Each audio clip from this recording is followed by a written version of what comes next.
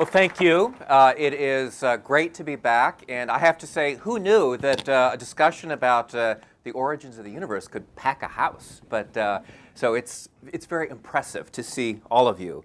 A huge thank you to the Academy and the NourFoundation for making this series possible. This evening, we are delighted to kick off our new series, Beyond the Big Bang, Searching for Meaning in Contemporary Physics. If you had to pick the hardest questions in all of science, you'd probably end up with two. How did the universe begin? And how does the physical stuff in our brains produce conscious experience? Tonight we're going to explore that first question, and who knows, maybe we'll even touch on consciousness as well. For thousands of years, philosophers, theologians, and scientists have wrestled with this huge question. How did it all start? Did the universe have a clear point of origin, or has it always been here? Of course, we've had remarkable scientific breakthroughs, particularly in the last few decades, as physicists keep developing and refining our understanding of what happened 13.8 billion years ago. But that primal mystery of how it all started is still very much with us. In fact, there are fierce debates and competing theories about the origins of the universe and whether there's just one universe or multiple, perhaps an infinite number. And I think it's safe to say this is not a boring time to be a theoretical physicist. We're going to talk about the science of the universe's origins and also the philosophical dimensions of this investigation, because these are not just technical scientific questions. These questions go very deep. There's a reason every religion has a creation story, which begs another question: do we need a new creation story, one that is informed by the latest science? And how do these insights from physics inform what we think about ourselves and our place in the cosmos? So we have a great evening ahead of us and a terrific panel. Let me introduce our speakers. David Albert is a professor of philosophy and director of the MA program in the Philosophical Foundations of Physics at Columbia University. In addition to being a philosopher, he has a doctorate in theoretical physics. Professor Albert is the author of Time and Chance and Quantum Mechanics and Experience, as well as numerous articles on quantum mechanics. Jim Holt is a philosopher, author, and essayist. He's contributed to the New York Times, the New York Review of Books, the New Yorker, the American Scholar, and Slate. He has degrees in mathematics and was a faculty fellow in philosophy at Columbia University. He's the author of Why Does the World Exist? An Existential Detective Story. And he's now working on a book about free will, rationality, self-deception, and happiness. Neil Turok is a theoretical physicist, formerly a professor of physics at Princeton and chair of mathematical physics at Cambridge. He's now director of the Perimeter Institute for Theoretical Physics in Waterloo, Canada. Together with Stephen Hawking, Professor Turok has done groundbreaking research on the birth of inflationary universes. And with Paul Steinhardt, he developed an alternative cyclical cosmology, which is something that I am sure we will discuss this evening. So welcome, all of you. Thank you. Now, before we get into the science of the Big Bang, I think it would help to put this discussion into some historical context. So, Jim, I'm going to start with you. Why does this question of origins have such a long history? What's at stake here? Yeah, it's interesting. This year, 2014, is the tricentenary of the first posing of what's been called the primordial existential question. Why is there something rather than nothing? It was the philosopher Gottfried Wilhelm von Leibniz who posed the question in 1714 in an essay called, it was an essay on faith and reason, on grace and reason based on faith. I'm getting it wrong. Anyway, written in French, and he said, Pourquoi il y a plutôt quelque chose que rien? Why is there something rather than nothing? And by the next paragraph, he had answered the question. There's something rather than nothing because of God. And indeed, this is what I dare say most Americans today believe. If something like 90% of Americans are religious in a traditional way, it's not a big problem. God created the universe. Why does God exist? That's what God is in the business of doing. He's eternal. Okay, so this is very much a Judeo-Christian and Islamic idea that the universe came into existence at a finite point in the past due to the action of a creator. At the same time, there's always been a secular, more scientific view of the universe, that it's eternal. This goes back to Aristotle, to Galileo, to Einstein. The idea that the universe wasn't created, it doesn't have a finite age. It's always been there, and so the question of its origins simply doesn't arise. By the way, this is based on sort of quasi-scientific principles, the idea that matter is infinite and eternal. So if matter is here now, it's always been here. It can't be created or destroyed. This is sort of a primitive notion of mass energy conservation. So this was fine up until you could take either point of view. The universe is eternal. Why does it exist? It's just there. It's a brute fact. Or it has a finite age, and it exists because a creator made it. This was fine up until the 20th century when the Big Bang was discovered. So in 1927, a physicist who also happened to be a priest, a Belgian named Georges Lemaitre, came up with a model that satisfied the equations of general relativity, in which the universe wasn't in a steady state, it was expanding. And 2 years later, the astronomer Edwin Hubble discovered that, in fact, the galaxies are receding away from us. The universe, this is empirical evidence the universe is expanding. And if you play the tape backwards in an expanding universe, you come to a point where everything we see around us was concentrated in an infinitely tiny point, and you might think of this as the primeval atom.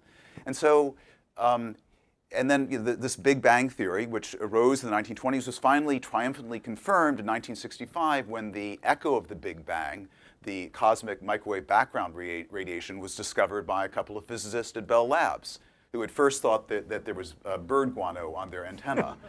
By the way, you can see the echo of the Big Bang if you unplug your cable on your TV, and you get that funny sort of speckled white and black pattern. 10% of that is the echo of the Big Bang. So the Big Bang has to be real. You can watch it on TV. Right? So, well, David, I'm sure we'll come back to the story, but David, let me bring you into this this discussion. What's at stake here about whether there was a finite origin to the universe or whether it's always been here? I mean, is this just kind of an intellectual question, a theoretical question? Well, I don't know. You yourself said it's something that every intellectual tradition we know about has been interested in speculating about. So I take it's among the most natural, imaginable things to be curious about. No doubt there were all sorts of traditions which thought that how this story went had some bearing on how we ought to think about the conduct of our lives and so on and so forth. With modern scientific pictures, it's less clear how to make a connection like that. Well, why would that have It's a very natural object of curiosity. But so why would this question of how it all started have any bearing on our lives? I mean, what is this something we have to wrestle with? You're asking someone who's by no means an expert in anything like this, but I take it there were times when people's origins, their family origins, their cultural origins, were taken to indicate a great deal about who they are, about what their significance is. It seems like a fairly straightforward extrapolation of tendencies like that. But what the hell do I know? I mean, one can guess at such things. So Jim, let me come back to you. I mean, what's at stake here? This question of has it been here forever? Whether we're an integral part of reality or whether we're just an accidental byproduct. I mean, we're conscious observers, and we've appeared now. The best estimate is the Big Bang took place about 13.8 billion years ago. Did the universe see us coming, or are we just an accidental byproduct, something that exists in one little region of part of the observable universe, and will exist for another 100,000 years, which is the lifespan of a typical mammalian species, and then die out, and the universe will be a zombie universe, a mindless universe from then on, or as some idealist philosophers believe, and quite a few contemporary physicists in their woollier, more lotus-eating moments will suggest consciousness is a fundamental ingredient of physical reality, and it's an important structuring principle of the cosmos. I mean, to me, this seems a bit daft, but I can, if you want later on, I can read you quotations from the biggest names in physics, all saying things that sound quite a lot like the things that idealist German philosophers were saying in the 19th century. And so, yes, we're not just this accidental byproduct, we're carrying the main jewel of reality. This is the idea. I don't endorse it. But this is just to back this up. people like, and these I'm sure are the people you're thinking of, giants of 20th century physics like John Wheeler and Eugene Wigner and so on had pictures of the world and pictures of how to approach the fundamental problems of physics that involved consciousness in a really crucial, central way. Well, Neil, you have been in the midst of a lot of these debates about trying to construct models of how it started. Does this, other than kind of as a strictly scientific question, does it seem to matter? So what answers we come I up think with? it's profoundly important. So I want to begin by disagreeing with my two panel members. The reason why we're interested in these questions is that it's very useful to be interested in them. If you ask why we got to learn the laws of nature, why are we able to do engineering, why are we able to build everything around us today, it's because Newton learned the laws of mechanics. And where did he learn it from? He learned it from the universe. It was through observations of the solar system, remote planets, that one could see the laws of mechanics operating in their pure form. And similarly, it is through discoveries about the universe, whether it's the Higgs boson, which is the tiniest thing we've ever observed, or the whole structure of the universe as seen by the Planck satellite last year. These things are teaching us profound properties of reality, which it may be that in the future this knowledge will be useful. I mean, if the past is any guide, then the universe teaches us things. Every time we learn from it, we learn how reality works.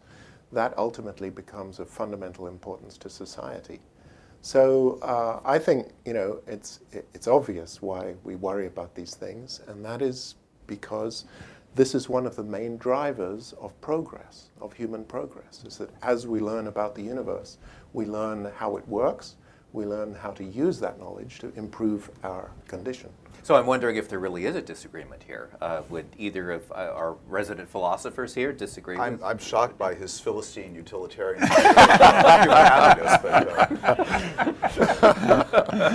useful indeed. Well, Neil, let me come back to you. So let's talk some science here. Yeah.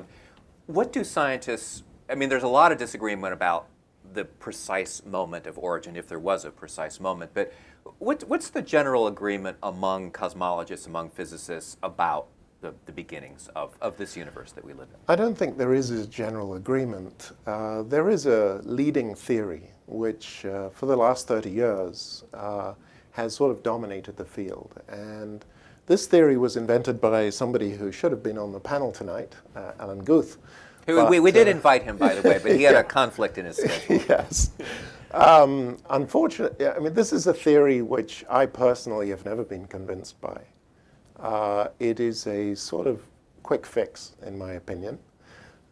It's a theory which doesn't explain the Big Bang. It doesn't explain the moment of the emergence of the universe. It just assumes that for some reason we can't explain, the universe sprang into existence dominated by a strange, repulsive form of matter, the like of which we don't see today. But you can put this kind of matter into Einstein's equations. It's like a spring, it's like a compressed spring, and it causes space to expand like an expanding spring. And that is the inflationary explanation for the Big Bang. The reason I don't find it convincing is that it assumes the spring was compressed in the beginning. Who compressed the spring? Why was it compressed? So it turns out if you calculate what is the likelihood of the universe to have emerged full of this strange inflationary energy, it's exponentially tiny. It's absolutely negligible. So in effect, they've put the puzzle of the universe's emergence and then expansion into this huge object we see around us, they put that in by hand. I've always felt that way. And unfortunately, the theory is extremely adjustable and malleable because the precise nature of the spring basically is up to you. It's up to the modeler. And so the theory, can be adjusted to fit most observations. Well, and there have been, Go ahead. That's true, and inflation was proposed to deal with 4 problems in cosmology: the flatness problem, the horizon problem, magnetic monopoles, and so forth. And now we know that it's not needed to solve those problems. But since it was proposed, it generated predictions that were confirmed by the observation of the cosmic, by variations in the cosmic microwave radiations. Those predictions actually predated the theory. Let me summarize it by saying that what observations have shown us is that the universe somehow managed to come out of the Big Bang in almost the simplest possible state it could. It came out, so the pattern of fluctuations on the sky we see today. So if we look out, we look 14 billion light years away, we can measure the temperature in various directions on the sky. And we see these non-uniformities, which we believe are very important because they were the origin of the galaxies and stars and planets and ultimately ourselves. So, but the nature of these variations of temperature on the sky are incredibly simple. You can describe the whole pattern on the sky with just two numbers. There's an amplitude which tells you the level of them, and there's a slight variation with scale, and that's it.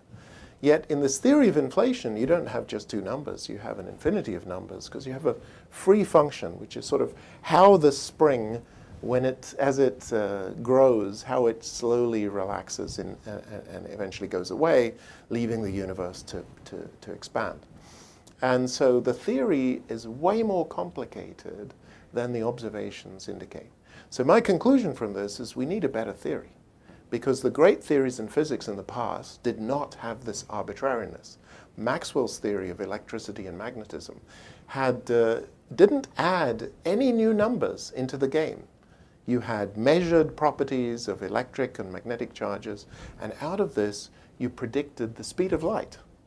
Okay, you predicted light and radio waves, and in fact an infinite number of phenomena were predicted without introducing all kinds of ad hoc whistles and bells. Now, one thing that's been confusing about inflationary theory is that there have been these conflicting reports of data just in the last year. So earlier in the year, there was all this data, too much hoopla, that it seemed to confirm the inflationary theory, and just very recently, there is new data coming from the Planck satellite that seems to dismiss that earlier study. So what's going on? What's going on is that the universe has a great way of correcting us. When we have too much hubris and are too full of ourselves and believe our stories too much, the universe comes along and proves us wrong. And that's what happened. In March, there was a wonderful experiment at the South Pole that stared at a certain patch of space and detected a pattern of variations in the temperature. In fact, the polarization, which means the difference in temperature when you measure electric fields coming in two perpendicular directions. So they measured this polarization pattern, and they inferred from this that there were gravitational waves, that's variations in space and time, produced at the Big Bang. And all the advocates of inflation got incredibly interested and excited, and Stephen Hawking claimed that he'd won his bet with me because he bet there would be gravitational waves, and I bet there wouldn't because my theory predicted no gravitational waves. And we'd had this long-standing bet of 10 years, and finally here was the data, and there were the gravitational waves. And people talked about Nobel Prizes, and Alan Guth was destined to get his Nobel Prize, and people were remarkably uncritical. I couldn't believe it. I saw the paper. There were at least 5 glaring problems with the measurement, and yet the world of physics went berserk about this, and people said this is the greatest thing ever. We've seen the Big Bang, you know. And then, you know, the Planck satellite took a lot of additional data, and what they have recently showed just a month ago is that the dust in our own galaxy, because when you look out in space, you're looking through our galaxy, the dust which fills space within our galaxy and itself emits radiation, the dust would generate a signal of exactly the strength seen by this experiment at the South Pole. Of course, no one's interested in dust. It's the most boring thing in the world. But the situation now is that the original claim has completely gone away. Okay, so that this yeah. is about the theory of inflation, but that doesn't actually go back to the very beginning, to what we might call No, the it singularity, right? Now, my lay understanding is that physics can go very close to all the way back. I mean, to a fraction of a second after that, but it kind of all breaks down Yes. when you get to the very beginning. Is that right? Yes. So the astonishing thing about the universe is that our, poor little human minds can actually make sense of it. It's completely insane. The scale of the universe that we're observing is 10 trillion times the size of the solar system. The equations that we're using were established by checking mathematical theory against experiments on Earth, largely on Earth or within the solar system. We're now extrapolating those equations to scales 10 trillion times larger. And what do you know? They work like a charm.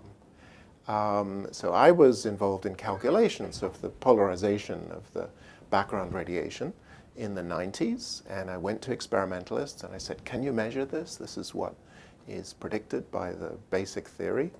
And they said this is impossible to measure. It's way beyond anything we could ever do. And 10 years later, they were measuring it routinely. Okay, so that's the history of the field, is that these mathematical ideas and theories, sooner or later, the experimental technology exists to check the theories, and then we discover what's really going on. But don't we want to get back to that first moment? I mean, isn't that the thing that we're all fascinated by? And can science actually tell us anything about what we commonly call the Big Bang? If anyone told you, 20 years ago or even 10 years ago, that we might have an experiment that would take us back to a billionth of a billionth of a billionth of a thousandth of a second after the Big Bang, everyone would have laughed. And yet that is exactly what this bicep experiment was claiming to do, and it still may be possible. So I don't think we know. What we've learned is that the human mind has this incredible capacity to understand nature.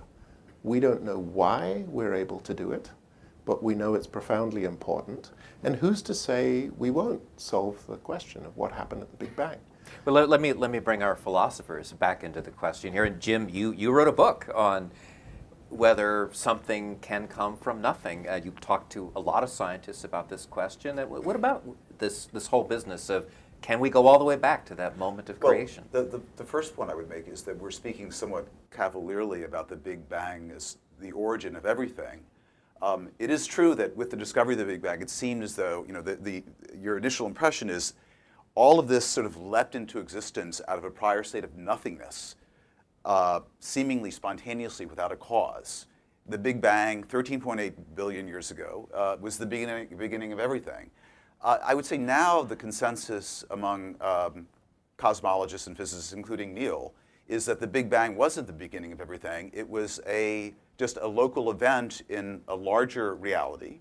Either, this is not Neil's model, one model is the inflationary multiverse, this eternally inflating multiverse in which Big Bangs are happening all the time. They've been happening all the way infinitely far back into the past and will continue. So our universe that was the mechanism is always going on. And so our 13.8 billion year old universe is just one of many. Precise, yeah, right. And this is nice because if you're worried about origins, this sidesteps the problem. There is no origin. It's eternal again. The Einstein's dream is restored, and you can still ask the question: why does reality take this form of a big, sort of frothing, inflating multiverse, giving rise to bubble universes from all eternally? That's an interesting question. Why reality should take that form? So it doesn't dispel the mystery of existence, but it gets rid of the question: how did the whole show get started? Well, I mean, it still begs the question: how did our particular universe, the one that started 13.8 billion years ago, how did that start? I mean, even if something else preceded what it. Jim is saying is, I think that there is a So you may have all sorts of scientific accounts of that involving something preceding the Big Bang or the Big Bang occurring, as Jim was saying, in some larger arena or something like that. What none of this seems directed at eventually bearing on. And what I don't see how it could eventually be directed at bearing on are questions like the one Jim was alluding to a minute ago, why there's something rather than nothing, or how it is that something that's in some genuinely philosophically interesting sense, nothing produces something. None of the models we're talking about, it seems to me, are purporting to bear on this question. I mean, there are people who talk about these things irresponsibly as if they do bear on this question, but I don't think,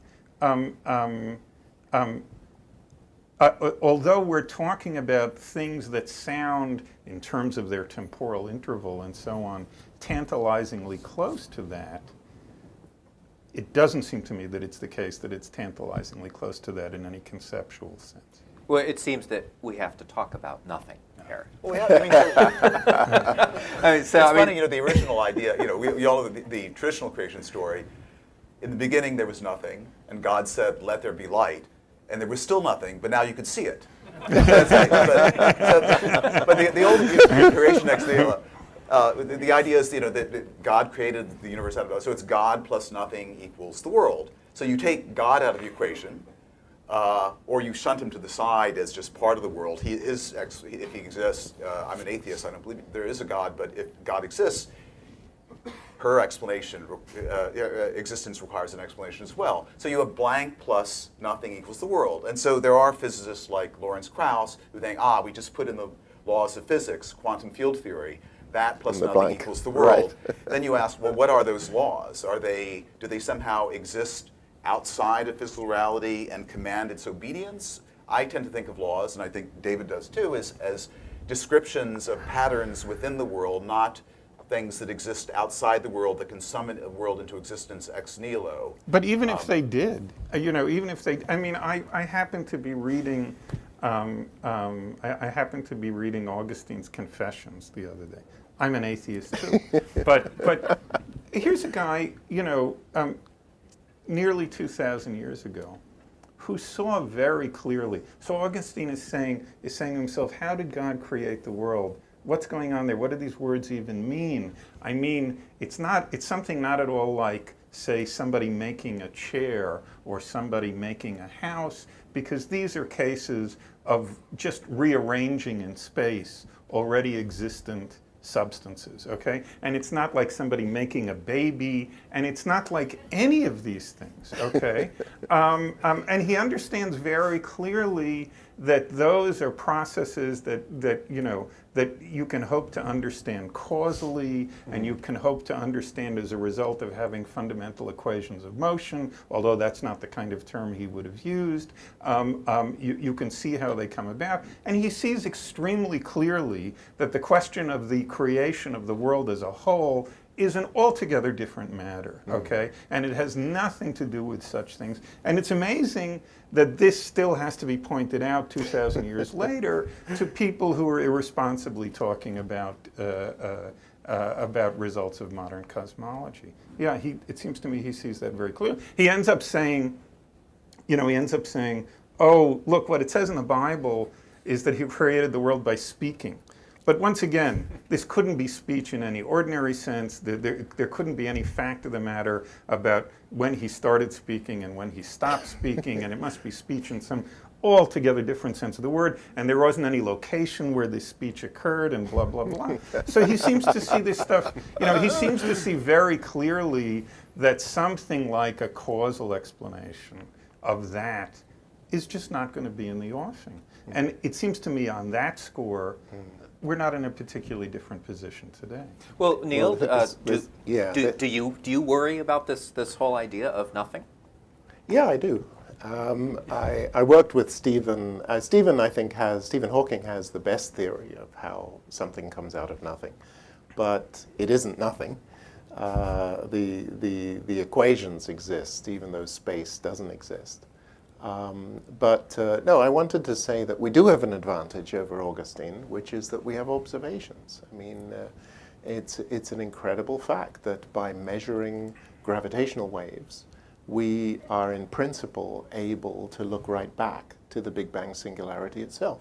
There's nothing stopping science from literally seeing what happened at the Big Bang singularity.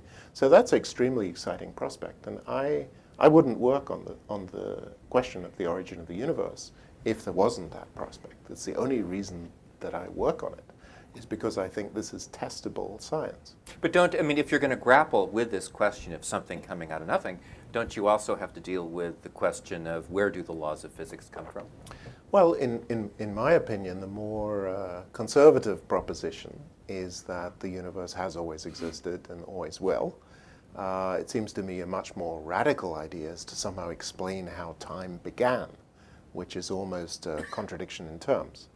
If the universe has always been here, then time had no beginning, right? That's right. So that seems the more, like I say, the more conservative or minimal assumption.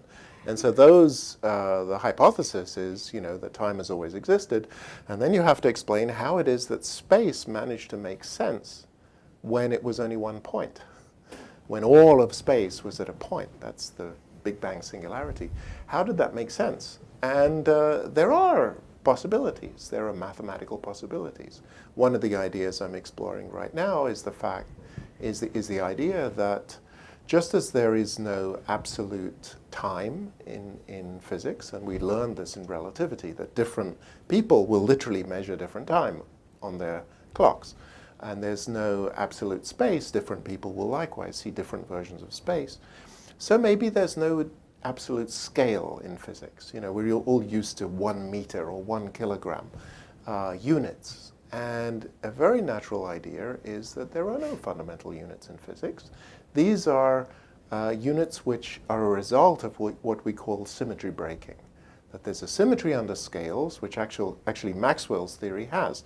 That's why it has X-rays and radio waves and light waves, and they're all basically copies of the same thing on different scales.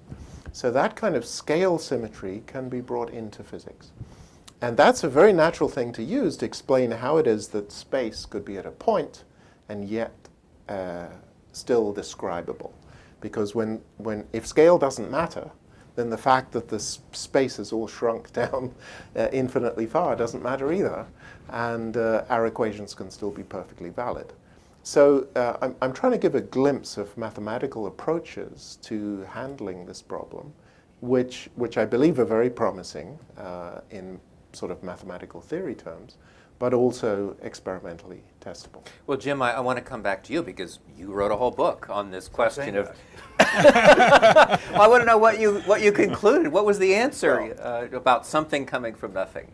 It would be premature to deliver that right now, but I would like to say that it's shocking that there's nothing close to a consensus among physicists and cosmologists as to whether the universe has an infinite past or a finite past. For example, and you have to, Neil. You're a somewhat dissentient voice. It should be made clear to the audience that the consensus on the theory of inflation among your fellow physicists is slightly against you.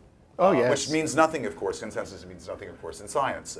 That gives me a better chance of being right. Yeah, right. Yes, the majority view is strongly in favor of inflation. I think the last 20 or 30 years we've seen huge bandwagons in physics. String theory is another bandwagon. By and large, these bandwagons have failed. Well, not by and large. Totally, they have failed. They have failed to deliver. As I say, the observations have indicated the universe is amazingly simple. Well, you'll have to explain this. If you're saying these require models have 10 failed, why dimensions. would most physicists buy into Except the... that- Well, there's a sociological phenomenon that, if you have a theory which allows a lot of scope for playing with it, it has all this arbitrariness, you can write thousands and thousands of papers, and all your friends can write papers, and you all cite each other. This is just a reality. This is not saying very much for the way science works. People do what they can, and I think it's understandable. But at some point, you've got to stand back from this, endless production of scientific papers and so on and say, are we really heading towards a discovery here? Or are we just recycling the same old ideas with very minor tweaks? And I'm afraid there's much too much of the latter. Well, one thing that's been very striking to me as an outsider watching some of these discussions in theoretical physics is that the multiverse is very popular these days. I mean, my sense is that I don't know what the percentages would be, but a fairly high percentage of theoretical physicists would say, yes, there is a multiverse here, whereas my sense is that 10 or 20 years ago, that was largely a fringe idea. Well, as I say, I draw great optimism from that fact. I think people, the majority of the theoretical physics community, are very confused. As they were at the end of the 19th century. People thought it was all resolved. There was classical mechanics and the theory of heat. There was Maxwell's theory, and everything looked brilliant. There were a few tiny little problems waiting to be resolved. And most physicists think that way. But why would most physicists buy into the multiverse model? Maybe it's worth saying, first of all, Because you can publish your papers. ideas about multiverses fall into two very distinct categories. There's one that has to do with solving a foundational problem in quantum mechanics, the so-called measurement problem in quantum mechanics, and this is the Everettian so-called many worlds theory, now referred to as a multiverse theory. I think there's a pretty straightforward explanation of why lots of theoretical physicists got interested in that. This is the idea that every time we're confronted with a choice, Right. it's sort of the universe splits off That's into two correct. ways, and so That's there are these correct. infinite numbers of parallel universes. That's correct. And it wasn't until recently that we had any kind of data which made it responsible even to begin to speculate about sufficiently early eras of cosmic evolution that quantum mechanics was going to get seriously involved. When we came to that, if you go to the quantum mechanics textbooks, you find, well, quantum mechanics is something only well defined if there's an observer outside the system who's doing the measurement, blah, blah. You're talking about the early universe. What the hell are you supposed to be talking about? There's no observers. We'd better find a way of talking about quantum mechanics. Lots of people thought that doesn't involve in some crucial way a cut between the observer and what's observed. And this is the way standard presentations of quantum mechanics had looked. So there was, for the first time, serious interest in coming to grips with some idea of what's now called quantum mechanics without an observer, or some serious solution to the measurement problem. It was also true that this Everettian picture seemed to lots of physicists to do the least violence to the existing mathematical structure of quantum mechanics among all the proposals for solving the measurement problem. I think in the end of the day, it doesn't. I think it doesn't solve the measurement problem, and the thought that it does is based on a really interesting and really subtle, but nonetheless at the end of the day, a misunderstanding. But it's not mysterious that people got interested in that sort of multiverse. Then there's a quite different idea of a multiverse, which is also quantum mechanical in origin, but which is specifically tied to inflationary cosmological models. And it just, the arguments were presented that if you follow the logic of these inflationary models, they're going to be boiling off billions and billions of these universes rather than just one. Once again, this has to do with quantum mechanical sorts of tunneling phenomena, because you can't, there's this hill that universes roll, this potential hill that they roll down in order to get born, and quantum mechanical wave functions are necessarily going to spread out, and so that being born is going to occur at lots of different times, blah, blah, blah. Anyway, then recently, there's an appearance of lots of papers with the theme that these two different kinds of multiverse pictures are actually closely connected with one another. In my view, this is piling more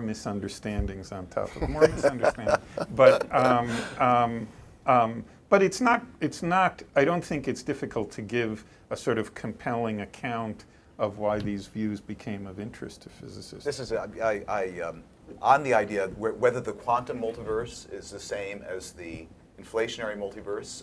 I heard this idea from Leonard Susskind, one of the inventors of string theory at Stanford.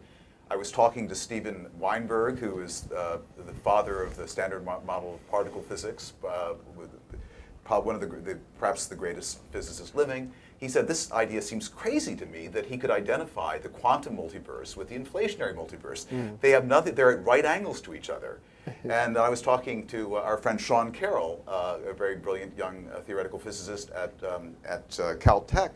And he said, well, yeah, I thought it was crazy to identify the two, but now I'm coming around, I found arguments that they are the same. And so this should give you some idea of how, even though, as Neil points out, cosmology is very much sensitive to empirical observations, which are, the richness of the data now is almost overwhelming.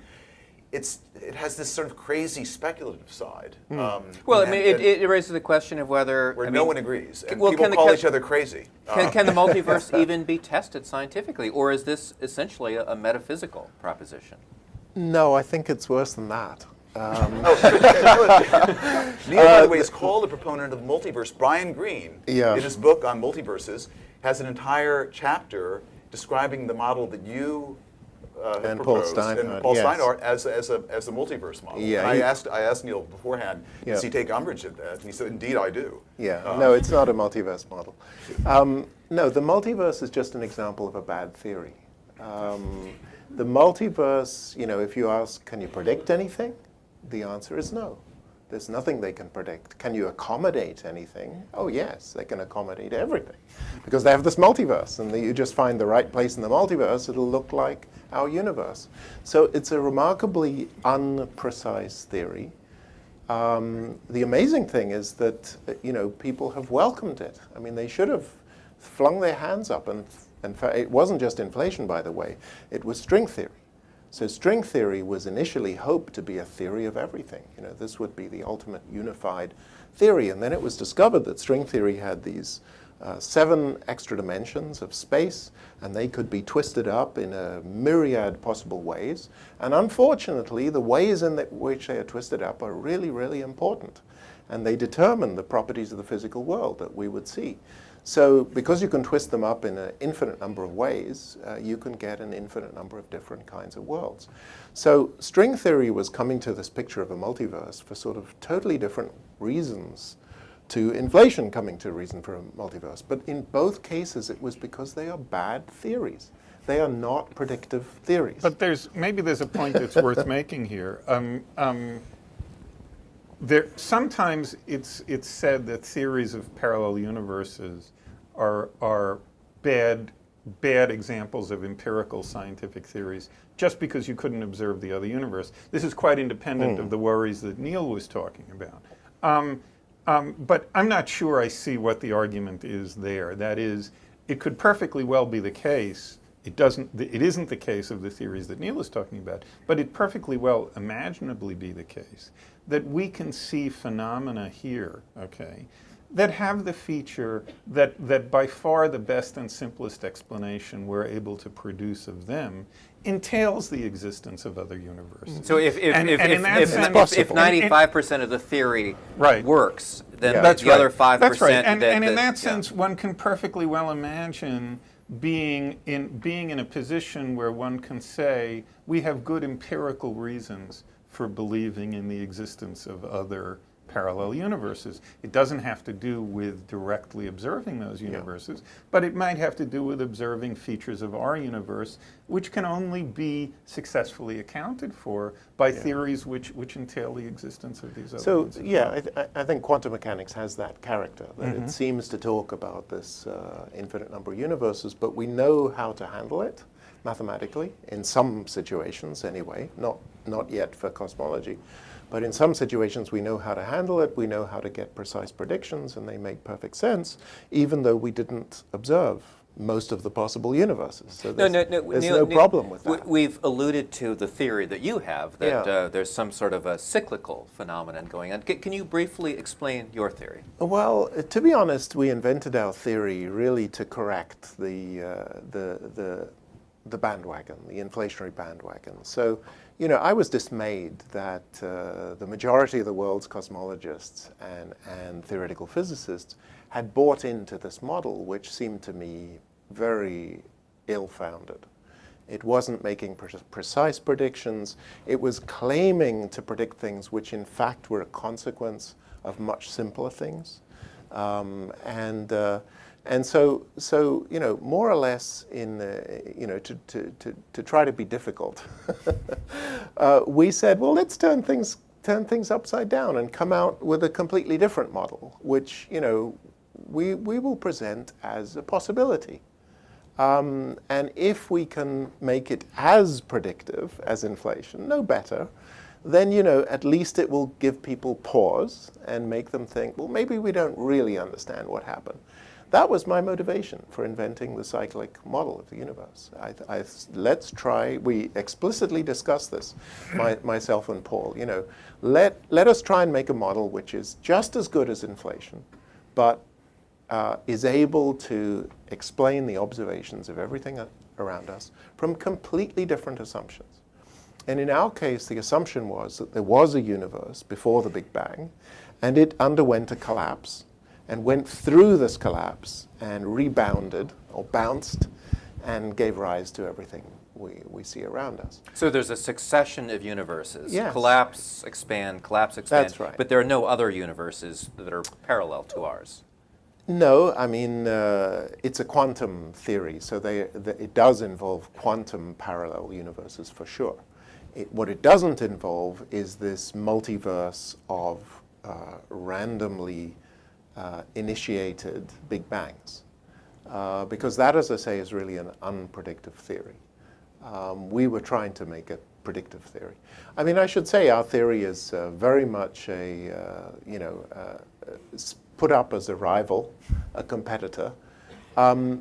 What's really dramatic over the last 3 years are the observations. We've discovered at the Large Hadron Collider that there is a Higgs boson.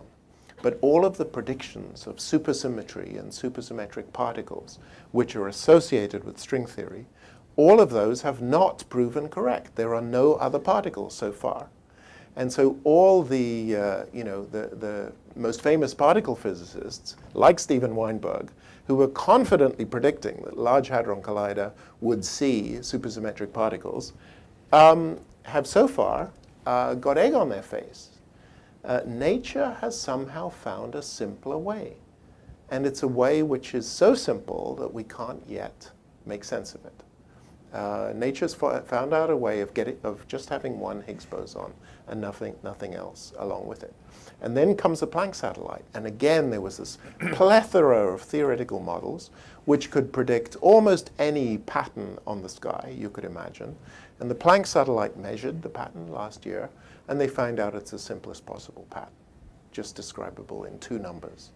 And the universe is telling us it is simple. It is astonishingly simple. And yet here we are with thousands of physicists worrying about a multiverse of infinitely complex universes which we can't see, and so on and so forth.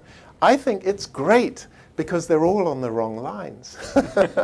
And all these very, very smart people are distracted with a lot of confusing ideas. Whereas I think that I personally believe we are on the threshold of something really fundamental, which is that we now have the clues. What we need are the theoretical ideas which will resolve these conundra of what is the dark energy, you know, which dominates our universe. It's deeply paradoxical. How does the Higgs fit into this? We know that if the Large Hadron Collider measurements are correct, then our vacuum, the vacuum we live in, empty space, is unstable. And it's going to decay in the future. Where is it going to go? This is an experimentally, you know, based inference. That, again, I think it's a vital clue. Now, one thing I have to ask the 3 of you, because I have both scientists and philosophers on this panel, is I have to ask about why so many physicists are bashing philosophers these days. So to give you a few examples, Stephen Hawking in his last book said that philosophy is dead because it hasn't kept up with developments in physics. Lawrence Krauss and Neil deGrasse Tyson, other high-profile physicists, have made very cutting remarks about philosophy, especially philosophy of science. And basically they say this is, just sort of, it's not dealing with the real world. Right. And David, you have been in the middle of this debate. Why is there this tension between philosophy and physics? I'm not sure I know what to say about that. I mean, there have been instances for a while where philosophers are pointing out to physicists in one way or another that they're not doing their jobs properly. And this is, there was a very long period during the 20th century where if you grew up in a physics education and if you became puzzled about issues at the foundations of quantum mechanics, you were told in very stern language that could have consequences for your future career if you didn't pay heed to it, that nowadays we know that physics is not about what the world is like. Physics is about the business of predicting the positions of pointers on measuring instruments and so on and so forth. And if you said something like, okay, so which department should I go to if I want to find out what the world is like? Because I thought that's what physicists were doing. This would be diagnosed as a worrisome sign of intellectual immaturity and so on and so forth. And there was a very long period of people on various edges of physics and philosophers saying, gee, we thought the project here was to tell us in some fairly straightforward, realistically understandable sense what the world is like. But the criticism that physicists often level against philosophers is contemporary philosophy doesn't add anything to our knowledge of the world. It doesn't add any science to the world. Yeah, you ask some good questions, but you're not contributing to knowledge. So there are two things to say about that. One thing to say is, and these two things pull in sort of opposite directions. Here's the less interesting thing to say about that is, what the hell kind of a question is that? So what if you ask physicists what they've done for music lately? I don't know. We're doing physics. We're not doing music. This is what we're interested in doing. But there's a more serious thing to say, which is that what's been interesting for many, many years, going back at least to the scientific revolution, is that there has been a boundary between physics and philosophy across which they're yelling at each other and accusing each other of things and asking each other very interesting questions, which has been enormously productive. If everybody now acknowledges, for example, that if it hadn't been for the Machian analysis of the role that time plays in classical mechanics, Einstein never would have come up with the special theory of relativity. Einstein is very much upfront about this in the way he talked about it. And more recently, I think it's fair to say that all sorts of developments that have come very much into the mainstream of physics, like the whole field of quantum computation, for example, was as a historical matter a fairly direct spin-off of people, mostly people in the philosophy community or close to the philosophy community, thinking about issues about how to solve the measurement problem, and these issues we were talking about with Everettian interpretations of quantum mechanics and so on and so forth. So, there are going to be historical eras where physics defines itself in a certain way, which involves forgetting what its portfolio really is. And I want to bring Jim into this discussion. Yeah. Physics and philosophy. What do you make of this tension? Well, to begin with, Neil was bashing his fellow physicists just a moment ago along largely philosophical lines. They're not listening to nature's message. I'm simple. That's right. Secondly, most physicists if you mention philosophy of science to them, they think, oh, Karl Popper, Right. Thomas Kuhn. They have no idea what it's about. That's right. Thirdly, they have disagreements, like the disagreement between Roger Penrose and Stephen Hawking about whether we need a physical process that collapses the wave function. Hawking says, I'm a positivist. All I care about are the measurements. And Penrose says, no, physics, like David, it should give us a picture of reality. Therefore, I've defined a physical mechanism, and it has to do with quantum gravity, I think. So this is a real philosophical disagreement. Finally, I would say that even within physics, so philosophers are sort of like theoretical physicists, and physicists are like experimental physicists. Experimental physicists don't like theoretical physicists because what are they doing? All this sort of mathematical noodling, and they don't work at all. Like we're getting these results, and the joke is that experimental physicists will say theoretical physicists will never schedule a meeting on Wednesday because it spoils 2 weekends.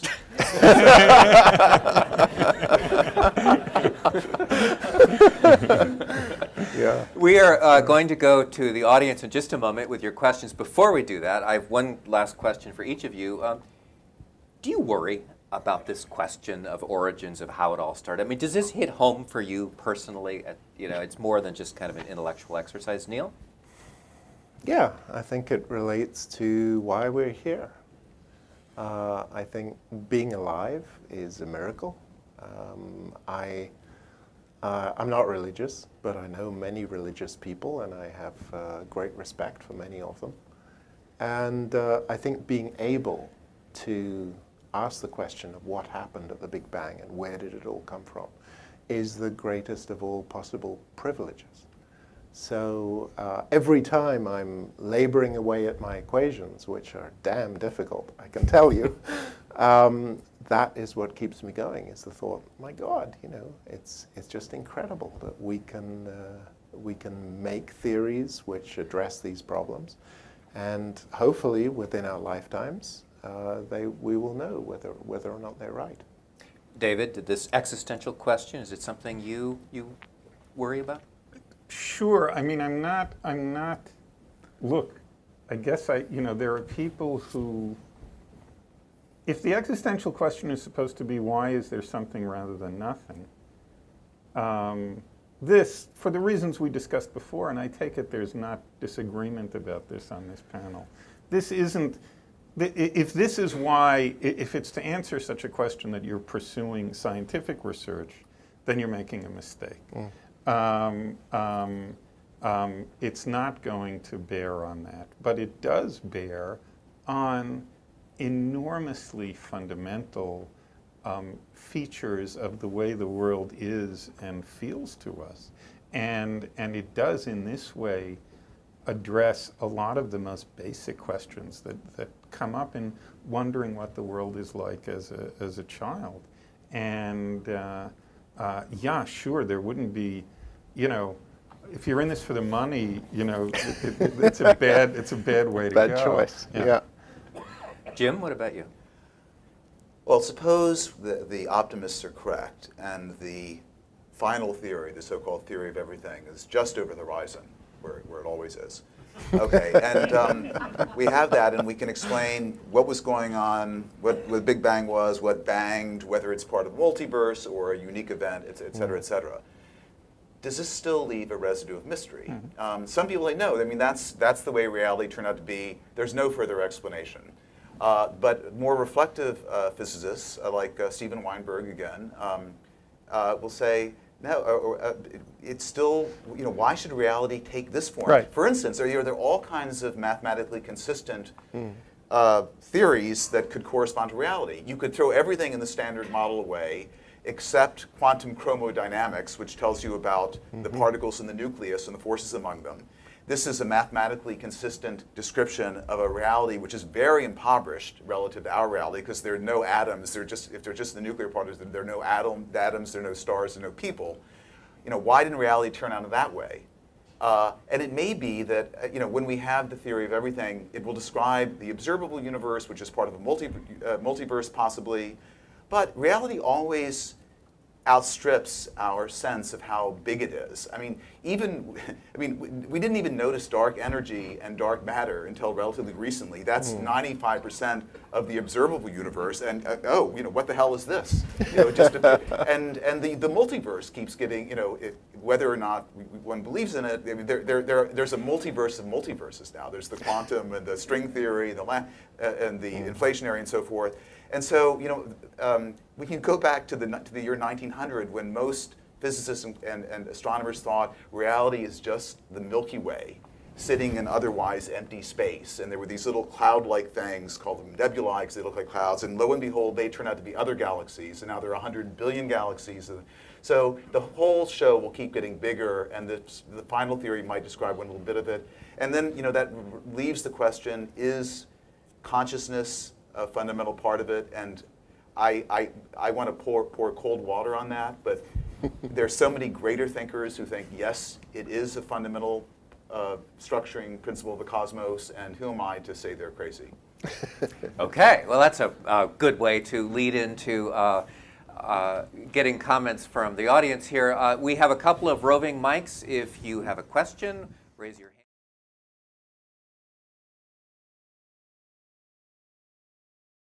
hand.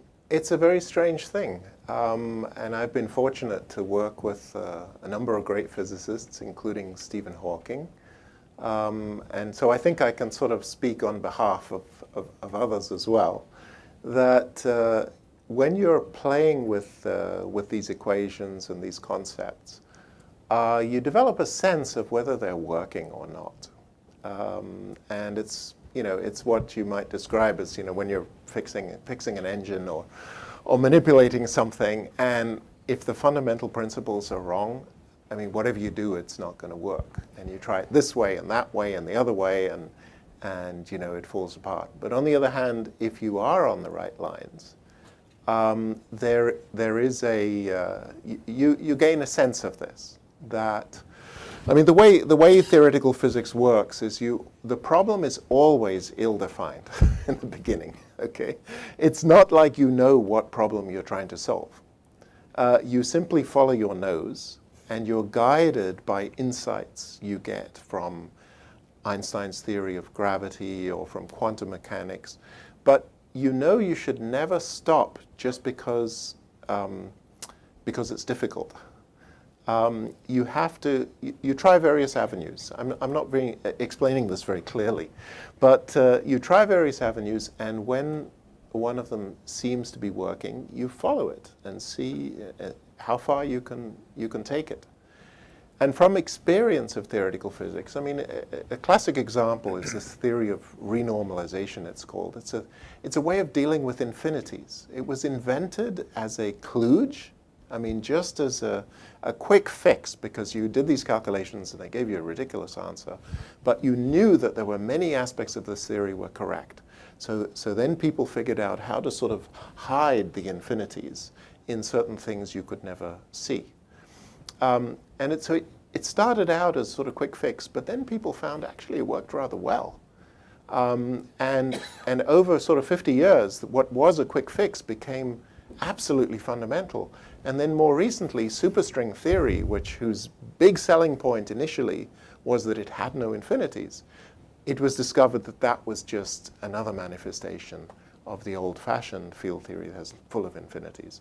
And people now realize that this way of dealing with infinities is in fact very beautiful, very fundamental to the whole thing. So the answer is that theoretical physicists who are doing their job are very flexible and not too rigid, but they have to have a nose for what looks like the right direction.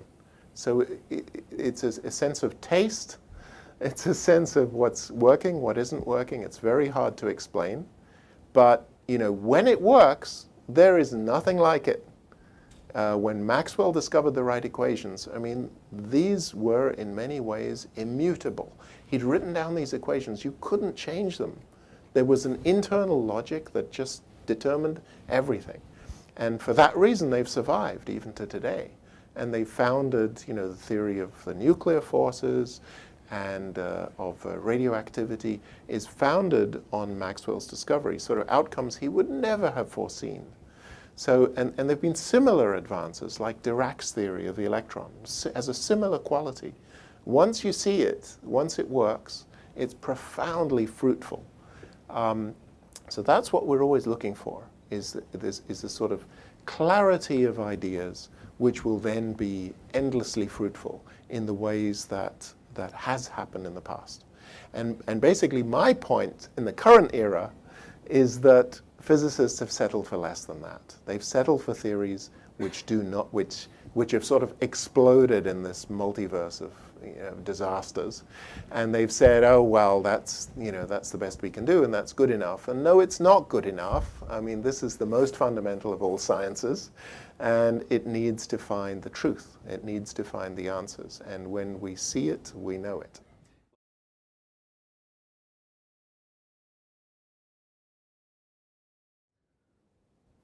I think we all agree with that. The question is why other people don't agree with that. No, to some extent it comes down to having a sort of quasi-religious temperament. You know, the great philosopher, two of the greatest philosophers of the 20th century, Ludwig Wittgenstein, the most important in the English-speaking world, and Martin Heidegger, the most important in continental Europe, were both quite obsessed with this question. And Wittgenstein was just astonished, the miracle that that it's not, he said, it's in the Tractatus proposition 6.44, the mystical is not how the world is, but that the world exists. And he was always talking about his astonishment that there should be a world. And he himself later decided the question, why is there something rather than nothing, is strictly speaking nonsensical. But it was still very meaningful to him. And he said it was actually one of the three sources of ethical value for him. The astonishment at the miracle of existence, the experience of guilt, and the third one's oddly, the feeling of being completely safe. So these are, for Wittgenstein, all on the same footing. But I think it's a bad question because you can't get something from nothing. King Lear was right. But it leads to better questions. Why does reality take the most general form that it does? And once we have the final theory, is there anything further we can say about why the final theory describes this reality rather than some radically different sort of reality? And so it does lead to something true. It's like the pre-Socratic saying, "What is the world made of?" That sounds like a silly question, but it led to quite a lot of scientific progress. Are we getting at what might be a fundamental difference between a religious sensibility and a scientific sensibility? I mean, the scientists would say this is absurd to talk about something from nothing, whereas at least in the Abrahamic traditions, that seems not at all. But I absurd. think what Jim just said, neither Heidegger nor Wittgenstein intended to pose this as a research question that you're supposed to find a solution to. As you yourself just said, they were interested in this question because the business of meditating on this question put you in some kind of mood that they took to be philosophically significant, that they took to be philosophically interesting, and which does presumably have a lot to do with kinds of moods that you find in mystical traditions and so on and so forth. So I don't think there was any disagreement, even including them, that this is a bad topic for a sort of research project. That's not what's going on. We have to get the message to Lawrence Krauss. Right. That's right.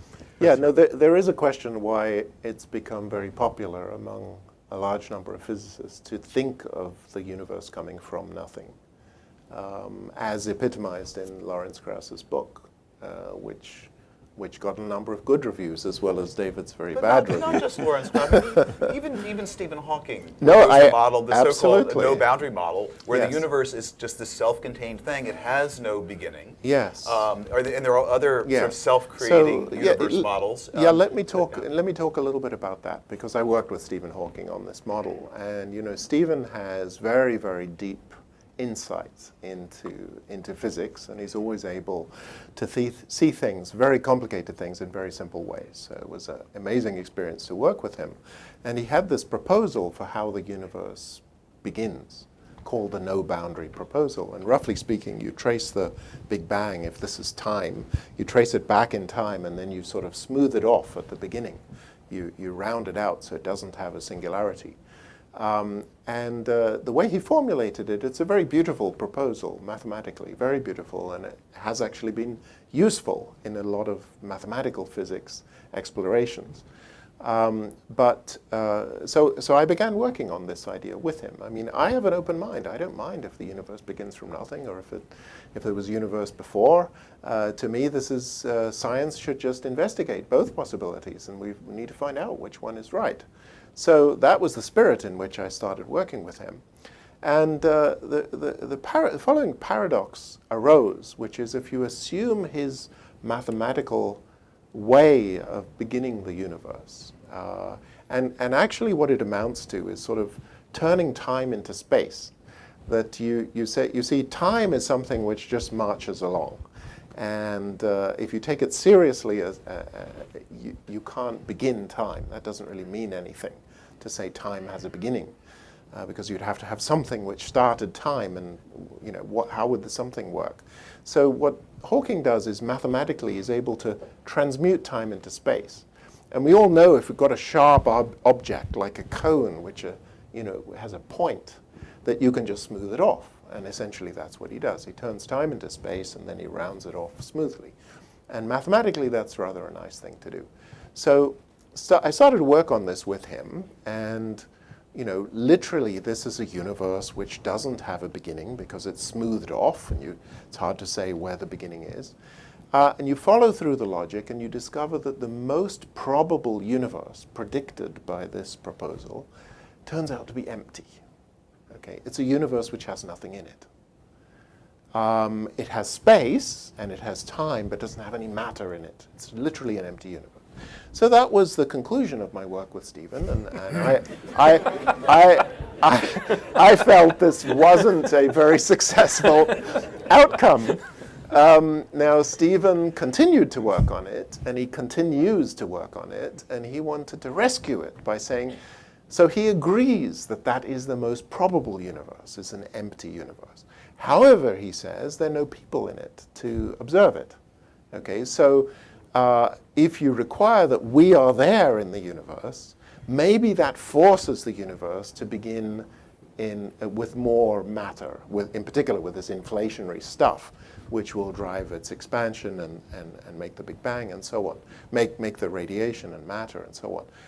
And for me, that's a losing battle. That either you have a theory which sort of is close to working, or you have a theory that is so far off, that in desperation you say, oh, well, it's only our presence that rescues it. I'm sorry, this is the tail wagging the dog.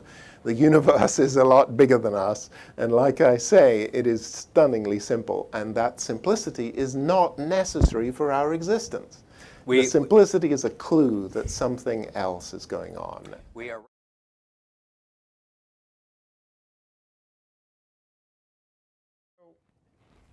First of all, I think it is, there are lots of different proposals on the table now for how to understand quantum mechanics.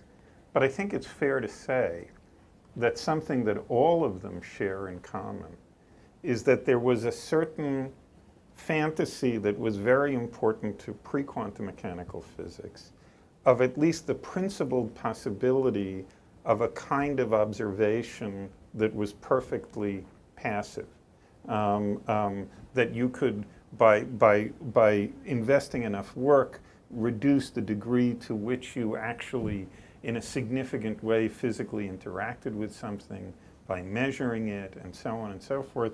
Something that's happened as a result of quantum mechanics that it doesn't look likely is ever going to be reversed, because it's common to all ways of understanding quantum mechanics that I know of, that observation is a sort of irreducibly violent process.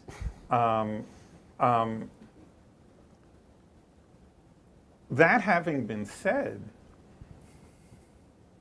it doesn't, that discovery, I think, or one way of telling the story is that discovery produced all kinds of further extrapolations, which turned out to be radically unjustified, about the about the impossibility of constructing a sort of old-fashioned scientifically realist picture of what was going on in the world. And subsequent developments have shown that that's not right. There is this fact about observation. There is this fact about making measurements that in the typical case, you're not going to be able to reduce the disturbance to zero, but the disturbance is something you can understand in qualitative detail. The disturbance is something that you can account for as part of a thoroughly objective, realistic picture of what's going on in these situations. So as I say, as a historical matter, this was extrapolated way, way beyond what was warranted by the actual situation, and people came up with all kinds of goofy, quasi-mystical sounding attitudes. As Right. a I mean, result of it. sort of the idea that somehow through the act of observation we're creating reality. Or something like that. You know, what we are doing is, you know, it's true that you can only become sensually aware of stuff if in one way or another you knock into it, okay? You might think that with enough work, the knocking can be made as gentle as you would like, and it turns out to be a surprise, but something that's true, that there are all kinds of circumstances in which the knocking can't be made as gentle as you like. And that's a fact about the way the world is, but it is, as it were, a thoroughly understandable, mechanical fact about the way the world is. And it was often interpreted to be something much more than Much that. more. I'll give you an example. So And we're running short of time, so a quick example. I used to teach at Princeton, and I had lunch with John Wheeler one day, who's one of the all-time greats in 20th century physics. And he didn't like inflation very much because he didn't accept its explanation for why the universe is so flat and space is not curved. And so I said to him, well, why do you think it's flat? And he said, oh, it's because of an observation somebody will make 2 billion years from now. There's one thing I can't resist adding here if we're near the end. There's the best joke I know about why there's something rather than nothing is due to Sidney Morgenbesser, who lots of people might here remember and who was a big fixture in New York philosophy for many, many years. And Sidney famously said in response to the question of why there's something rather than nothing, that it's because if there was nothing, you'd still complain. I wish we had more time, but we don't. Thank you so much, all of you who came. Thank you to our wonderful panelists.